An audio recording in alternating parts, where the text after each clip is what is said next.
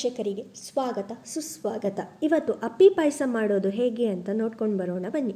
ಮೊದಲಿಗೆ 2 ಲೀಟರ್ ಆಗುವಷ್ಟು ಹಾಲನ್ನ ಕುದಿಯೋಕೆ ಇಡಬೇಕು. ಆಮೇಲೆ 10 ಟೇಬಲ್ ಸ್ಪೂನಷ್ಟು ಗೋಧಿ ಹಿಟ್ಟು, 2 ಟೇಬಲ್ ಸ್ಪೂನಷ್ಟು ಚಿರೋಟಿ ರವೆ, ಸ್ವಲ್ಪನೇ ನೀರು ಹಾಕ್ಕೊಂಡು ಚಪಾತಿ ಹಿಟ್ಟಿನ ಹದಕ್ಕೆ ಕಲಿಸ್ಕೊಳ್ತಾ ಬರಬೇಕು.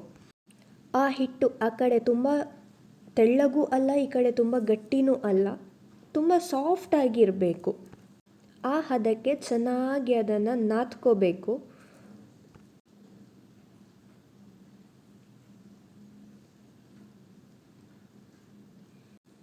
ನಾದ್ಕೊಂಡು ಆದಮೇಲೆ ಮೇಲ್ಗಡೆಯಿಂದ ಸ್ವಲ್ಪ ಎಣ್ಣೆ ಹಾಕಿ ಅದನ್ನು ಒಂದು 10 ರಿಂದ 15 ನಿಮಿಷ ಅದನ್ನು ಮುಚ್ಚಿಬಿಟ್ಟು ಸೈಡಲ್ಲಿ ತೆಗೆದಿಡಬೇಕು. 15 ನಿಮಿಷದ ನಂತರ ಅದನ್ನ ಚಿಕ್ಕ ಉಂಡೆ ಮಾಡಿಕೊಂಡು ಪೂರಿ ಗಾತ್ರದಲ್ಲಿ ಅದನ್ನು ಲಟ್ಟಿಸ್ಕೋಬೇಕು. ಹಿಟ್ಟನ್ನು ಹಾಕೋಬೋದು, ಆದರೆ ಅದು ಎಣ್ಣೆಯಲ್ಲಿ ಬಿಡಬೇಕಾದ್ರೆ ಹಿಟ್ಟು ಕಪ್ಪಾಗುತ್ತೆ ಅಂತ ಎಣ್ಣೆ ಹಾಕ್ಕೊಂಡು ಅದನ್ನು ಲಟ್ಟಿಸ್ಕೊ. ಪೂರಿಗಿಂತ ತೆಳ್ಳಗೆ ಅದನ್ನು ಲಟ್ಟಿಸ್ಕೊಳ್ಬೇಕು.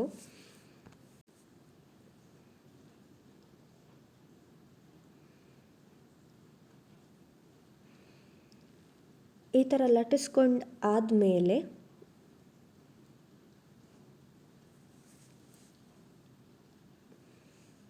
ಅದನ್ನು ಎಣ್ಣೆಗೆ ಬಿಡಬೇಕು. ಎಣ್ಣೆನ ಮೊದಲೇ ಕಾಯೋಕೆ ಇಟ್ಟಿರಬೇಕು. ಚೆನ್ನಾಗಿ ಕಾದ ಮೇಲೆ ಎಣ್ಣೆಗೆ ಬಿಡಿ.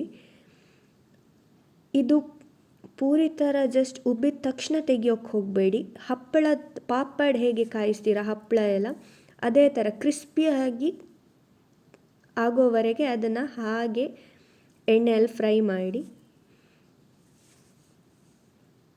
ಕ್ರಿಸ್ಪಿ ಆಯಿತು ಅಂದಮೇಲೆ ಅದನ್ನು ಎಣ್ಣೆಯಿಂದ ತೆಗಿಬೋದು.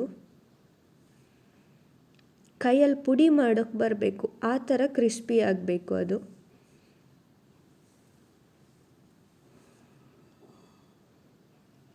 ಈ ಪಾಯಸಕ್ಕೆ ಉಪ್ಪನ್ನು ಹಾಕೋಬೇಡಿ ಹಾಲು ಹಾಕೋದ್ರಿಂದ.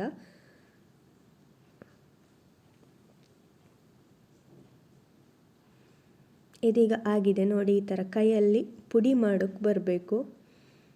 ನೋಡಿ ಎಷ್ಟು ಚೆನ್ನಾಗಿ ಪುಡಿ ಆಗ್ತಿದೆ ಅಂತ. ಇಷ್ಟು ಹೊತ್ತಿಗಾಗಲೇ ಹಾಲು ಚೆನ್ನಾಗಿ ಕುದ್ದಿರುತ್ತೆ. ಈಗ ಅದಕ್ಕೆ ಪುಡಿ ಮಾಡ್ಕೊಂಡಿರುವಂತಹ ಪೂರಿನ ಅದಕ್ಕೆ ಹಾಕ್ಕೊಂಡು ಚೆನ್ನಾಗಿ ಕಲಿಸ್ಕೊಳ್ತಾ ಬರಬೇಕು. ಅದು ತೀರ ಗಟ್ಟಿ ಅನಿಸಿದರೆ ಇನ್ನೊಂದು ಸ್ವಲ್ಪ ಕುದ್ದಿರೋ ಹಾಲನ್ನೇ ಹಾಕ್ಕೊಳ್ಳಿ.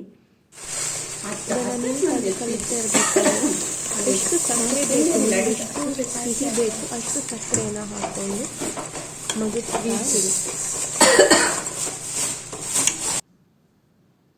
ಆಮೇಲೆ ಸ್ವಲ್ಪ ಏಲಕ್ಕಿ ಪುಡಿ ಸೇರಿಸ್ಕೊಂಡು ಚೆನ್ನಾಗಿ ಮಿಕ್ಸ್ ಮಾಡ್ಕೊಳ್ಳಿ. ಈ ಕಡೆಯಿಂದ ಒಗ್ಗರಣೆಗೆ ಅಂತ ಒಂದು 3 ರಿಂದ 4 ಸ್ಪೂನಷ್ಟು ತುಪ್ಪ, ಅದಕ್ಕೆ ಸ್ವಲ್ಪ ದ್ರಾಕ್ಷಿ, ಗೋಡಂಬಿ, ಏನೇ ಡ್ರೈ ಫ್ರೂಟ್ಸ್ ಹಾಕ್ಕೊಳ್ಬೋದು. ಚೆನ್ನಾಗಿ ಫ್ರೈ ಮಾಡ್ಕೊಂಡ್ಬಿಟ್ಟು ಕುದಿತಿರೋ ಪಾಯಸದ ಗ್ಯಾಸ್ನ ಆಫ್ ಮಾಡ್ಕೊಳ್ಳಿ. ಆಮೇಲೆ ಇದನ್ನು ಅದಕ್ಕೆ ಸೇರಿಸ್ಕೊಂಡು ಚೆನ್ನಾಗಿ ಕಲಸಿದರೆ ಅಪ್ಪಿ ಪಾಯಸ ರೆಡಿ ಟು ಸರ್ವ್. ಇಷ್ಟ ಆದರೆ ಲೈಕ್ ಮಾಡಿ, ಶೇರ್ ಮಾಡಿ, ಕಮೆಂಟ್ ಮಾಡಿ ಹಾಗೂ ಸಬ್ಸ್ಕ್ರೈಬ್ ಮಾಡಿ. ನೀವು ಮನೆಯಲ್ಲಿ ಇದನ್ನು ಖಂಡಿತ ಟ್ರೈ ಮಾಡಿ. ಆಮೇಲೆ ಕಮೆಂಟ್ ಮೂಲಕ ಹೇಗಾಗಿದೆ ಅಂತ ತಿಳಿಸಿ. ಧನ್ಯವಾದಗಳು.